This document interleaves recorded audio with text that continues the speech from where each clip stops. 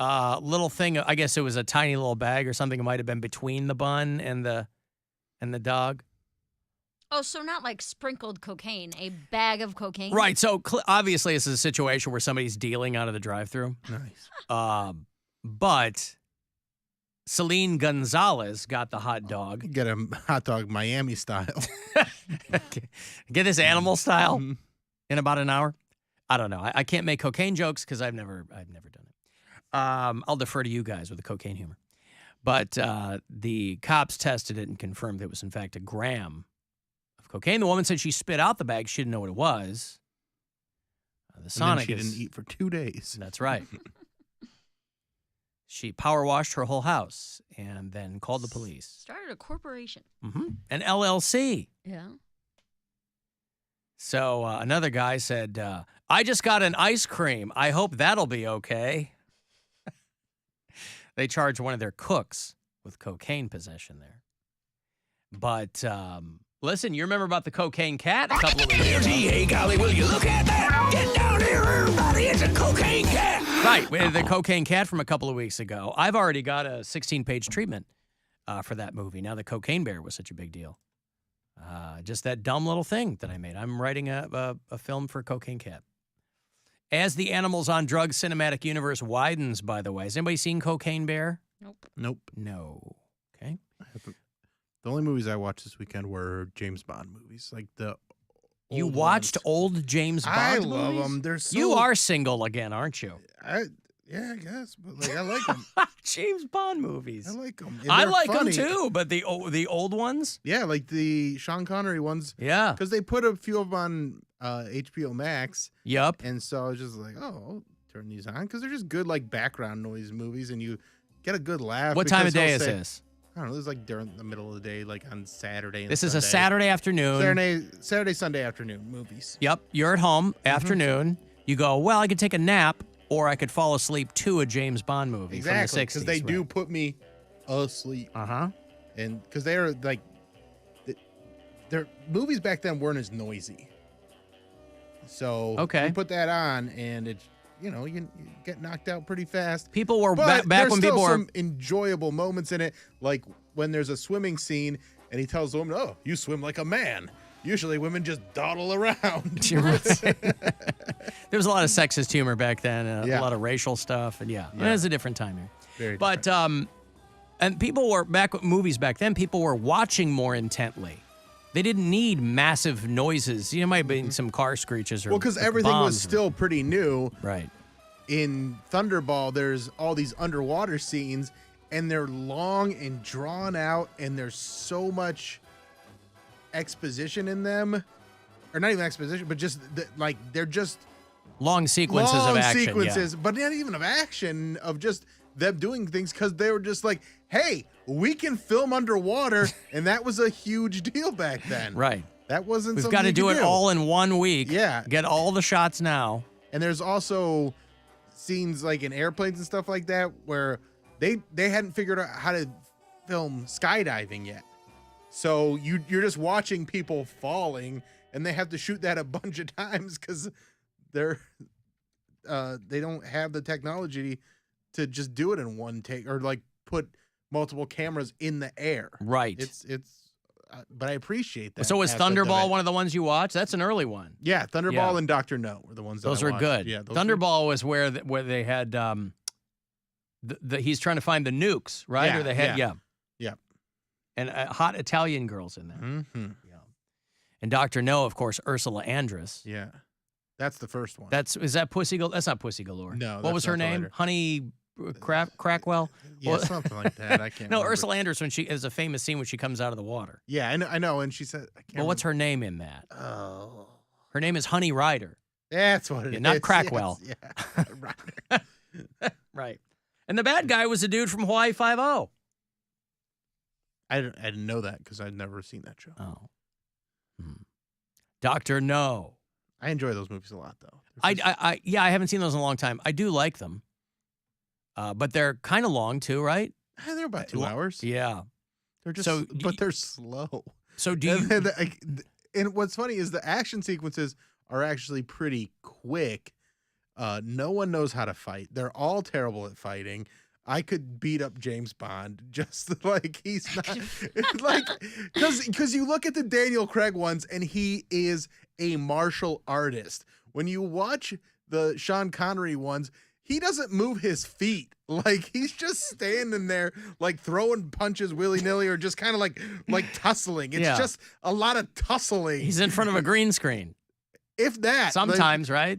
They're or- skiing, but they're yeah. doing this, and they're clearly not. Right.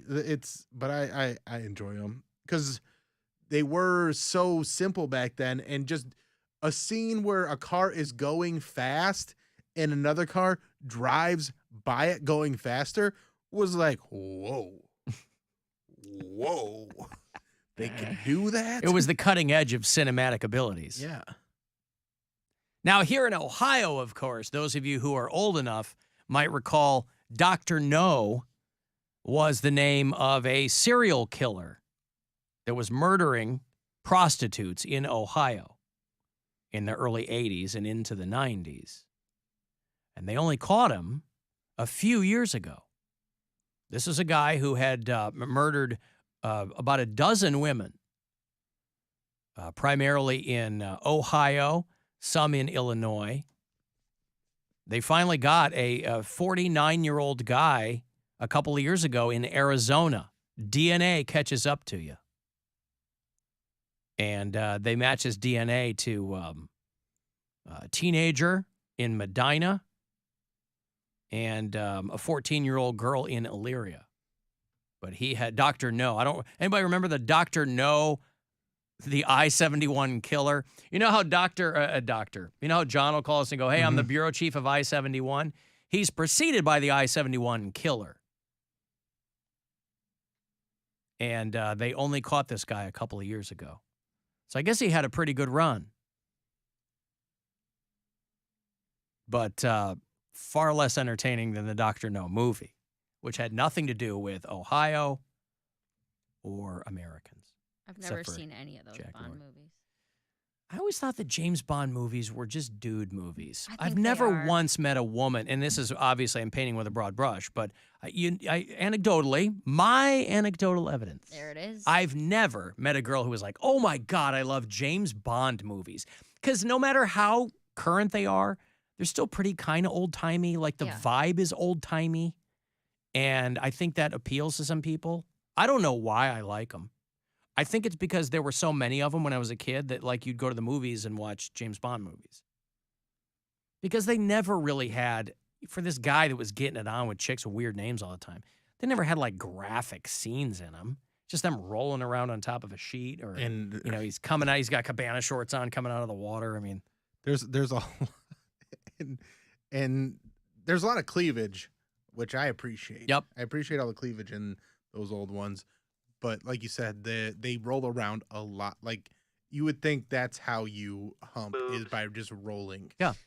Well, you know, kids get How bad you information at hump. school. They're Yeah. like, kissing's how you get pregnant. If you got sex ed from old James Bond movies, you'd think that you got your wife pregnant by rolling around on the sheets with her. Yeah. Did you have to put anything anywhere? Nope, Nope, just just roll rolled around. around. Nope, back and forth. Boobs. So, James Bond. Anyway, I mentioned Cocaine Bear. If you haven't seen the movie, it's pretty wild. But if you have, what I love about Cocaine Bear is that it's based on a true story, but then it's wildly stylized for the movie. Elizabeth Banks directed it, and it's got a lot of great people in it. I think it was Ray Liotta's last movie or second to last movie before he died. What I love is the formula is so simple that it's immediately ripped off 40 million ways. So like Sharknado, which is fundamentally stupid, would also get ripped off into other things, right? Because the movies are cheap to make.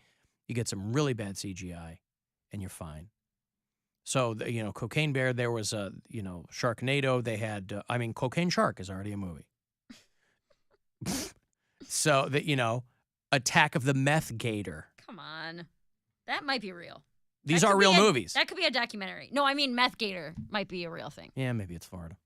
I watched, what was on TV the other day? Anaconda. Oh, yeah. Brian was passed The out. OG one with J-Lo? Yes. That's a the good original- movie. It's fun. I was loving It's a John very fun Voight with that movie, yeah. stupid. Why did they Dude. cast John Voight with I that dumb swear accent? to God, I was thinking the exact same thing. I was like, Danny Trejo was in the opening. They could have given him that role, but they cast the John worst, Voight. the worst accent you've ever heard. The anaconda. Yeah, It you're was like, oh so my bad. God. But Brian woke up to go pee. He was laying on the couch. He looked at me. He goes, "Are you serious?" I was like, "What?" He goes, "Anaconda." I'm like, "Go back to bed. Leave me alone." It's fun. It's a fun movie. It's not even 90 minutes. You're in, you're out. Owen It's Wilson. J-Lo, Ice Cube. Yeah. I forgot that he was in there. Eric And that, Stoltz is in that one. is that the British guy? No, Eric Stoltz is the redhead. Oh, the British guy. He's in so many things. I think he was Oh, in he's like a- Jurassic Park too. Yeah, he's in like He's like a scientist. I know or who you're talking something. about. Yeah, he's in like the oh God. He's a guy who shows up in like National Treasure and Yeah, The Black yeah. Pearl and that Yeah. kind of crap. Richie Rich, those kinds of things. When you need a standard British guy. Yeah, it was fun. Anaconda. Yeah, so anyway. J-Lo looks the same. J-Lo? Dude, I'm Looks like, great. how'd you get hotter? Yeah. She was like 20 in that movie. What, 25 maybe? It was 97, however old she was then, yeah. But it made a ton of money Yeah. just out of nowhere. The snake is so bad. Oh, it's so bad. Yeah. So bad. And I remember watching it and being so scared of that movie when I was a little kid. And now I watch it, I'm like, this is horrific. Like, to even think that that was a real snake. Like, but, you know. But the people who make the ripoff versions, they're so easy to make. And some of them you kind of can't tell if they're real or not, because when you have movies like The Meg out there, Jason Statham against a giant shark, you go, that's not real, is it? And then you go, yeah, that's real. But Cocaine Bear, Cocaine Shark, Attack of the Meth Gator, and now Crack Coon Yes. is coming out. Is a raccoon That's a great name. that, Good for them. that finds some crack and then just attacks people. So, How does it How does it smoke the crack? well, I don't know if it smokes. I mean, the Cocaine Bear just was in a cloud of coke, right? Right. So the But I don't know. Crack is generally Yes, but maybe it gets Smoke. crushed, and then maybe it's I don't know. Yeah. That's why we've got to watch Crack Coon to see what this beast does. But I'm reading that they made the film in under 14 days, so that's always a hallmark of a quality production. But if you're looking for those Cocaine Bear ripoffs, first start with Cocaine Bear itself, because I'm worried you won't be able to follow the other ones. Very complicated. story. Yes, in the animals with drugs universe, you want to make sure that you do it in the proper order. And I don't know when Crack Coon is coming out, but the trailer looks fantastic. That sounds like a slur. Right. Get out of here, Crack Coon. Hey, you like Royal Blood? They're a great band. They're coming back to the States. They're coming to Cleveland. How about that? Want to go see Royal Blood? They're going to be doing that show at the world-famous Agora on September the 19th. So I'll get you a couple of tickets after the break here. 35192 and a text for anything else. And you can listen wherever on the iHeartRadio app.